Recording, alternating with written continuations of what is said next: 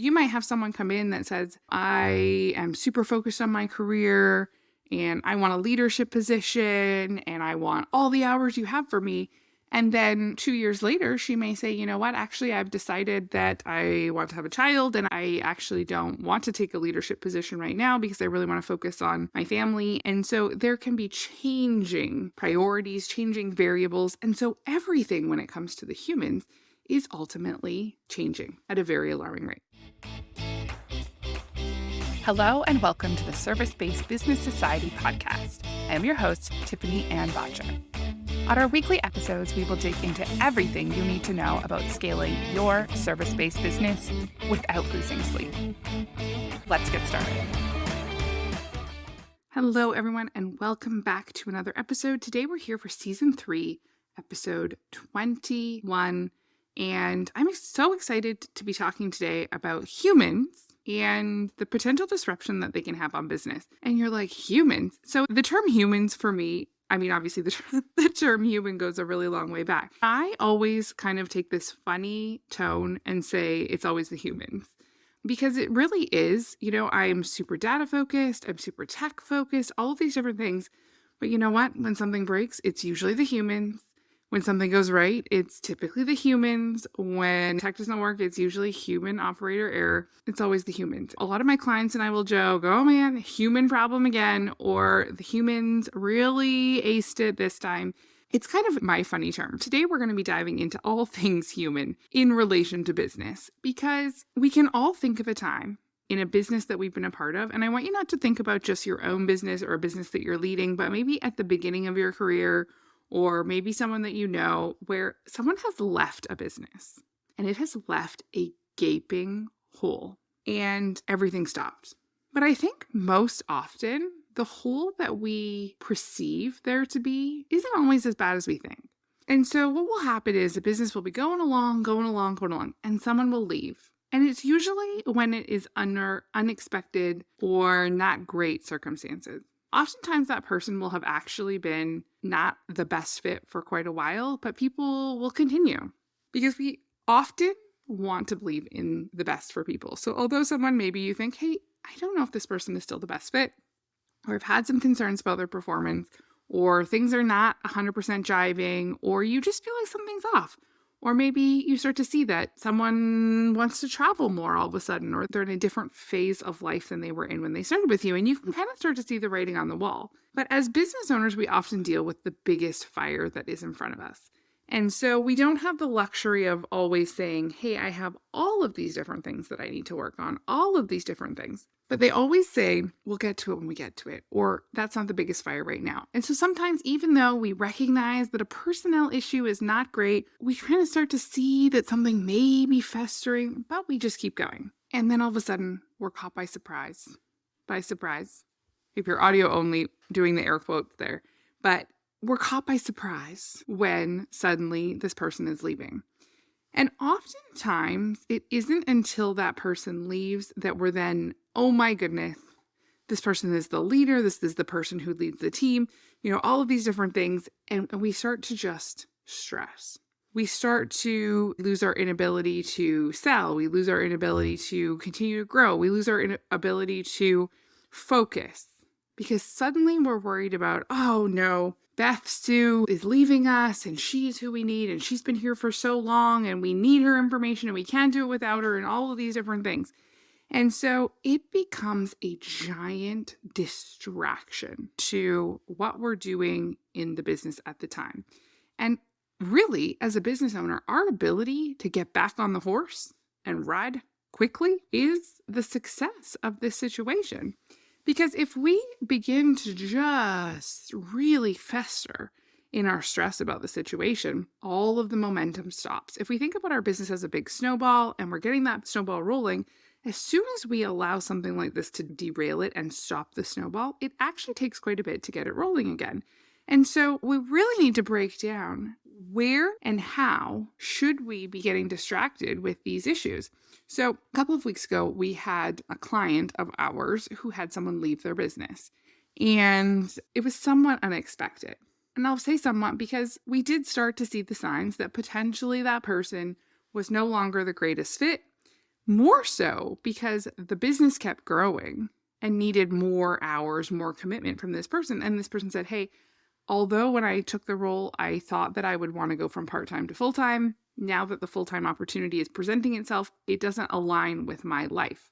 No problem. This happens all the time. And I always say, so when I am hiring a part-time person, I always say, it will likely grow into a full-time position. Is that something that you could see yourself being potentially interested in? Because some people will say no. Some people who are maybe working around school pickup, drop off if they have children, something like that, they may say, hey, actually, I don't ever want more hours. I only ever want to work part-time.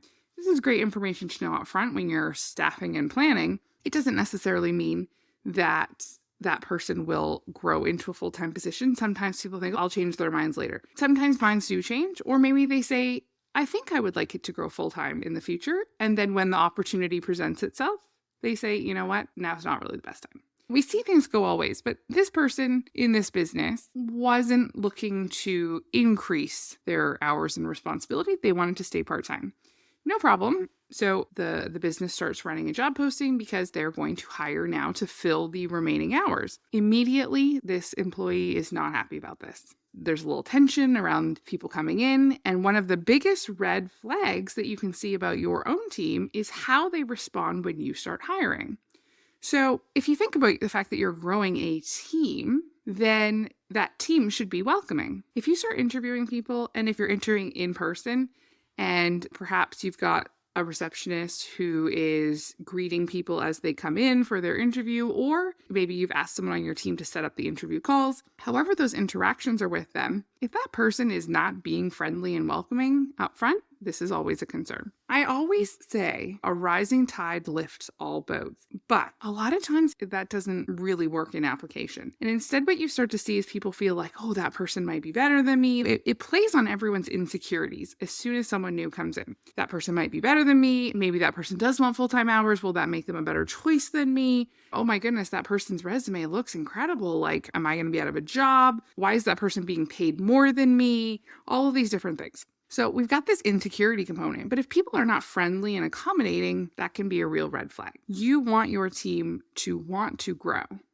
And as part of the culture of your business, they really need to understand that there's opportunity for everyone. And yes, the business is growing. That's why we need more people. But again, rising tide lifts all ships. We really need that to be as a part of the culture. That's not something you can change on an interview day. That's something that's really a part of the culture. In this example that we're going through, that really made me think about how distracting this can be to a success journey. So, this person, when I said that the business owner was sort of shocked, there were signs, but the timing was quite surprising. Brand new week, person comes in, major blow up in the office, another red flag, and that person leaves. At that time, it was very unclear if the person had quit. It was kind of one of those head scratchers, did that just happen kind of moments. And sometimes when it comes to HR situations, you are dealing with things that are happening very quickly. It was never the case for that person to be let go that day. That, when that business owner came in on that day of work, she definitely was not thinking, today I'm going to let so-and-so go. But instead, what happened was a big old blow up and the person left. And she thought, well, I think she quit. There was someone else there, so she did have someone. And oftentimes HR situations are handled one-on-one, and you often don't have that. I think everyone, if you're in the online space these days on social media, you see that a lot of people have started recording their termination calls and sharing those. That's never been something that's ever been shared historically in the past. If you think about people hiring, firing, any kind of HR matter has always been very one-on-one or like a couple of people from the organization, but this was never something that was recorded and shared online for really what is kind of the public judge and jury in the situation of who is right and who is wrong. In this situation, let's highlight the fact that things are moving very quickly, and it can be very distracting from regular business because you can be caught off guard with the timing, even like in this situation where in some ways the business owner thought this could potentially maybe not be a fit for the person, but she definitely wasn't, thinking today is the day. It was more of there were a couple of ripples of thoughts. And I think we've all been there at one time or another where you're just not sure how someone fits into the team quite yet. At times, people outgrow the business, and at times, the business outgrows the people. Other times, people just grow apart. Oftentimes, especially if you have a younger workforce, if you're hiring predominantly women, well, at one point, those people may or may not choose to go and have children. And depending on what country you're in, that can really affect certain time off.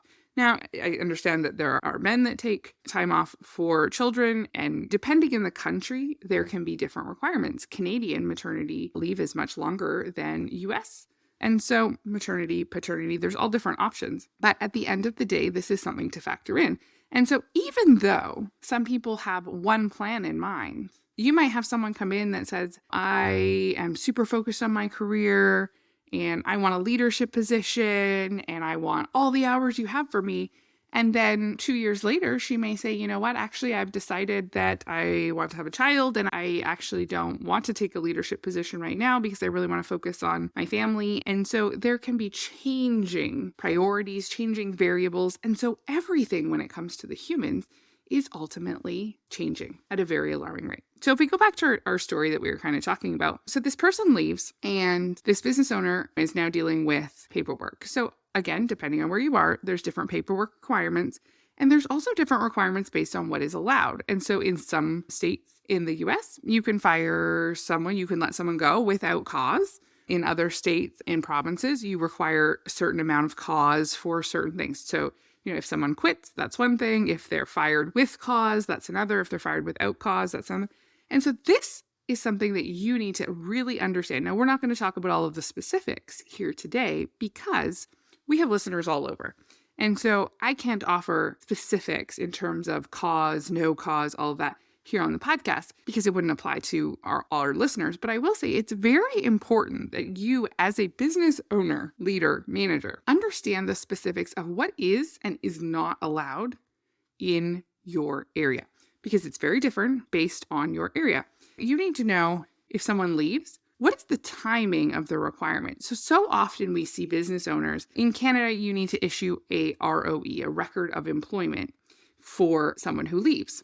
A record of employment can be done digitally in the portal, or it can be done on an old-fashioned carbon copy paper form, but you have to order them. And so for a business owner who has no portal access, which is more common than you would think, they have no portal access and they have no paper copies, by the time you order them and get them, you will technically be past the deadline of when the employee was supposed to receive them. I've spoken to Service Canada about this at length because I've said, well, you used to actually be able to pick them up locally. And so when they stopped doing that, I said, well, what happens now? And the lady on the phone said to me, this is obviously not on the website, but this is what she said to me. She said, if you are in the process, you've ordered the forms, you're waiting on the mail to arrive, I've never seen anyone be penalized because you're really making your best effort in order to fulfill your requirements. And I thought, okay, well, that seems reasonable, except for when you have a person who has left your business and it is not great terms, and they know that you're supposed to have gotten them that paperwork within a certain length of time, you better believe they're going to be following up and saying, hey, you're supposed to have this to me within X number of days. I have not received it. This is a problem. And they're going to harass you for it. They're right. You are supposed to have it within a certain length of time. And as a business owner, you should have had the foresight to have the portal access, have the paper copies that you required. But now your hands are tied because you're literally waiting. Now, if you decide you're going to do them digitally, you still have to wait for a code to arrive in the mail if you don't have access to your portal. And so this is one of those situations where you want to be able to dot the I's and cross the T's. Because in this situation, especially when it's muddy, you want to be able to say, and here's the paperwork that I'm supposed to have for you. And so while you're not going to get penalized for not having it by any kind of, regulatory body, chances are it will be a point of contention. And in these situations, you don't need any additional points of contention. So lesson number 1 here is you need to know what your requirements are in terms of timing. Typically, the timing is different if you have let someone go, they've been fired, or if they've quit, based on how long do you have to get their final paycheck to them? How long do you have to get their paperwork to them? Any kind of closing documentation? And what are your requirements in terms of that paperwork and any kind of severance pay, any kind of vacation payouts? You need to know up front. It's too late if you're trying to figure out after the fact, what am I supposed to be doing here? What am I supposed to have access to? When we're talking about these types of things, you need to know up front. If you are choosing to employ people, you need to know what the requirements are. And not just when things are all great. Because so often when we hire someone, especially at the beginning, or we grow and grow and grow, we're growing quickly, we don't necessarily always think about what is the plan for if it doesn't work. We don't have an exit plan. We have a go plan. And we don't necessarily need to have it all laid out like a 7-layer management corporation has, but we need to know the basic requirements so that we can fulfill our obligations. In this situation where this person left, back to our story, it became a little unclear whether that person had quit or that person had been fired. In the perspective of the business owner, she had quit. She said, I don't want to work here anymore, I'm leaving. And from the employee's perspective, she's saying, no, I was fired. These are the kinds of situations where you really have to be able to handle these situations and not get emotional about it because it's moving quickly. This was not a planned conversation. This was not something that she knew was coming up. This was not something she'd gone through in her mind. So things are moving quickly. And we don't want to say things that we're going to regret. Oftentimes, it's actually that little chunk of time as they're leaving that can really open us up to different issues and liability. The situation is already emotional. Obviously, if someone's leaving, and I'm not talking about the people who have come to you and said, hey, I'm retiring, or, I'm moving away and I'm having a going away party. It's the people who are leaving under some kind of tumultuous circumstances. And there's so many different ways that can be handled. And I've been a part of letting people go online. I've been a part of letting people go in person. I've been a part of letting people go when they had to be walked out. I've been a part of trying to retrieve things after, whether that be a company vehicle, cell phone, computer. And these are all the other things that need to be considered. So as someone's leaving your business, is it disruptive to the customers in any way? Is it disruptive to the other employees? Would it perhaps be best handled at the end of the day? And then do they have access to things? If you have people that are in your businesses, they have access to your client list. They have access to your standard operating procedures. They have access to the way that you do things, the way that you train your team. We have a client and she had someone leave her business and move to a different state and start basically a 2.0 of her business. She knew the pricing list. She knew the standard operating procedures. And you know what? At the beginning, that business owner was very offended. But her business has never really done a whole lot. I mean, she exists and she carries on. But you have to be confident enough in your own talents that what you do can't just be repeated. I know, easier said than done. But right now, focus on hiring the right replacement. Focus on making sure that you are compliant. The fact that this person is upset and is sending multiple emails and doing all these things, just because that person is sending 6 or 7 emails doesn't mean you need to respond to 6 or 7 emails in that moment. Take a breath, take a moment. Remember that anything you say or write in an email could be, it's like the crime TV shows, anything you say can be used against you. Yes and no, but be professional.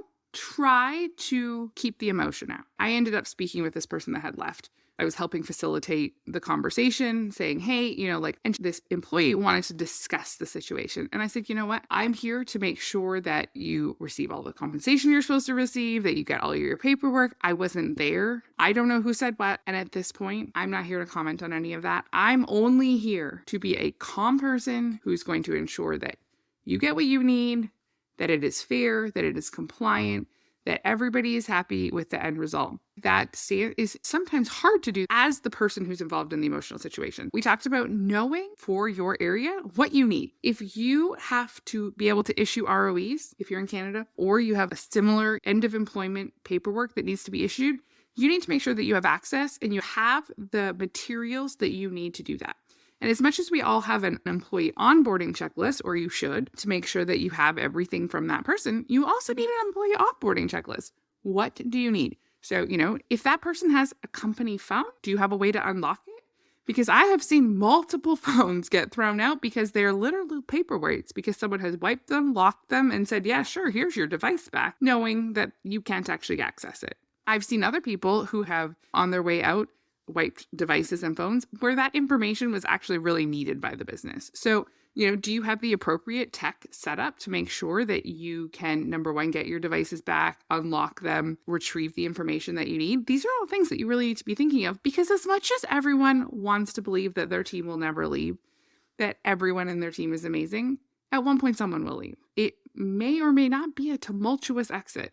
And so you need to be prepared. You want to make sure that you can be compliant, that you can be fair, that you can be professional, and that you can remain on track. Because the worst thing that we want is we don't want someone to exit the business and all of the lack of paperwork or all of these requirements and the emotions and everything to take it and wreck your week, your month, your quarter. You want to make sure. We've talked in the past episodes about making sure that you have your standard operating procedures, that you have logins and access, that no one in your business is the only person that knows how to do something, where to access something. We see this where it's like, well, I don't have any access to these things. That person had all the passwords and now they're gone. One story I talk about, and I've talked about this on a few sales calls, really actually from a different perspective, but I was a part of a business where there were two business partners. This was very early on in my business career. And so one really focused on the manufacturing and one on the office side. The business partner from the office side, he passed away. Here you have people who have been friends for their whole lives, business partners for their whole adult lives, working together, growing, doing amazing, two different parts of the business. And one passes away and the other business owner is left scrambling with no understanding of what that other business owner did and no understanding of what needs to be done. And he's grieving. And so all of these different things.